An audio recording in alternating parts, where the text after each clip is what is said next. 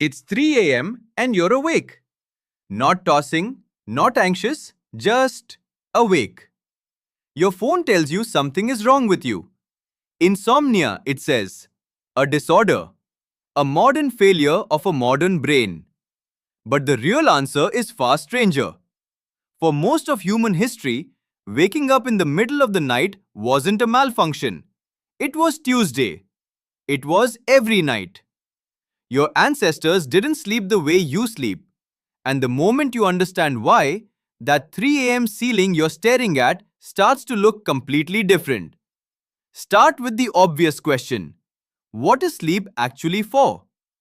Your brain needs it to clear waste, consolidate memory, and reset itself for another day of decisions. That much is settled science. But the assumption baked into modern life is that sleep should happen in one long, unbroken block. 8 hours, lights off, lights on. Quiet, dark, done. Here's the problem. That assumption is almost brand new. The historian Roger Ekirch spent over a decade digging through diaries, court records, and medical texts from pre-industrial Europe. And he found something on nearly every page that modern readers had been skimming past for centuries. People describe going to bed shortly after dark, sleeping for a few hours, waking naturally in the middle of the night, and staying awake for 1 to 2 hours before falling back into a second sleep until dawn. They called it first sleep and second sleep, not as a curiosity, as a fact of life so ordinary nobody thought to explain it. What did people do in that gap? Not scroll, not panic. They prayed. They talked with a spouse in the dark. They tended a dying fire. Some visited neighbors. Some had sex. Physicians of the time even recommended the waking hour for conception, believing people were calmer and more attentive after a first sleep than they were falling into bed exhausted at the end of a working day. The gap between sleeps had a name, a purpose, a texture. It was not treated as a problem to be solved. It was simply part of the night. This wasn't folklore. It was tested. In the early 1990s, the psychiatrist Thomas Ware ran an experiment at the National Institute of Mental Health that quietly rewrote what scientists thought they knew about sleep. He took a group of volunteers and removed artificial light from their evenings entirely, extending their nights to 14 hours of darkness, mimicking the long winter nights our ancestors would have experienced without electricity.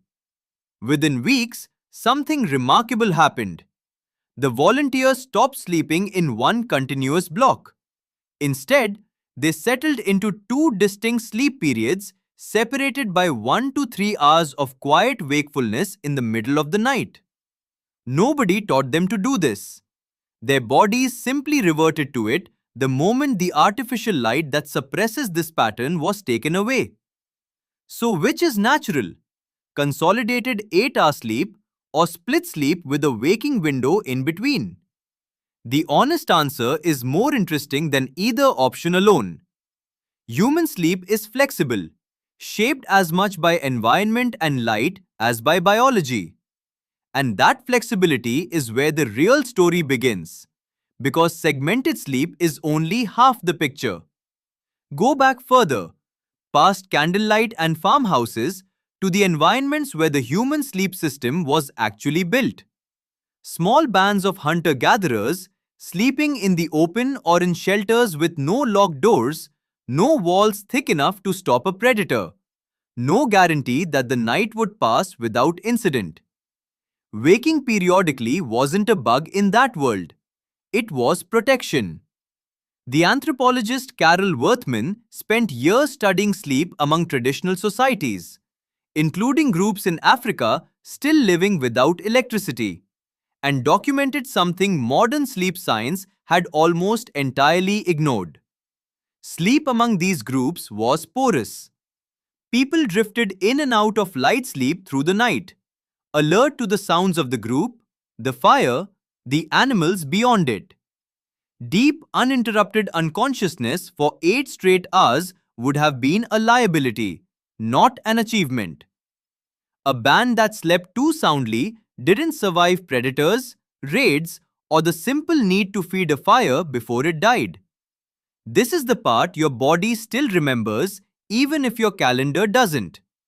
More recent research pushes this even further. The neuroscientist Jerome Siegel led a study tracking sleep patterns in three modern hunter-gatherer and hunter-horticulturalist societies: the Hadza of Tanzania, the San of Namibia, and the Chimane of Bolivia.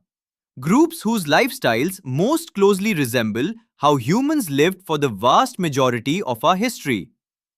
Using wrist monitors instead of self-reports, his team found these groups slept, on average, 6.5 hours a night. Not more than modern populations, sometimes less. And here's the twist nobody expected. They almost never reported insomnia.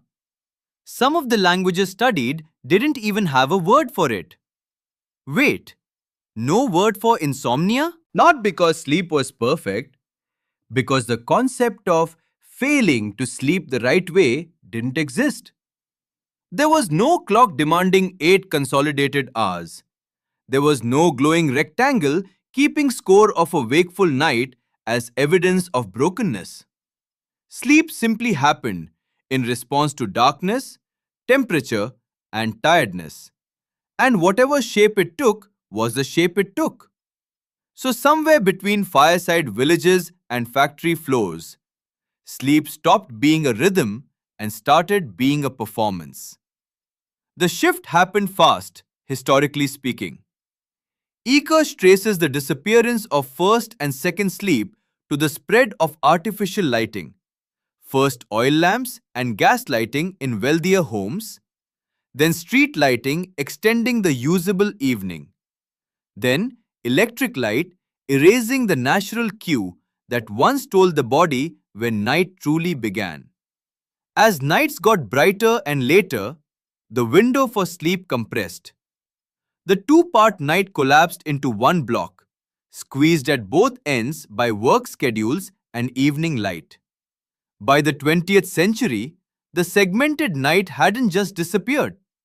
It had been forgotten so thoroughly that when people experienced its echo, waking naturally in the dark hours, they assumed something in them was broken. That's the strange inheritance living inside your own nervous system right now. When you wake at 3 a.m. with a clear head and no clear reason, you are not malfunctioning. You may be doing something your body has done for most of the time humans have existed. A natural surfacing between two phases of rest, occurring in a world that no longer has a place for it. There's no fire to tend, no spouse expected to be awake beside you, no neighbors to visit in the dark. Just a phone, a clock, and a culture that has convinced you stillness at night is a symptom. None of this means every sleepless night is ancient biology reasserting itself. Stress, screens, caffeine, and irregular schedules cause real problems, and segmented sleep isn't a license to ignore them. But it does mean the panic itself, the story you tell yourself about being awake, deserves a second look. Your ancestors didn't fear the gap in the night.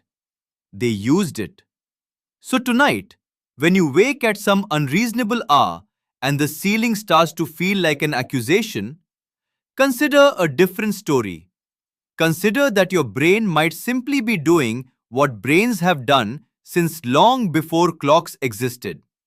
Following an old rhythm the modern world paved over but never fully erased.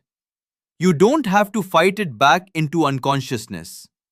You could just let the quiet be the quiet, the way it was for nearly everyone who ever lived before you. It's 3 a.m. and you're awake. Maybe that's not the problem you thought it was.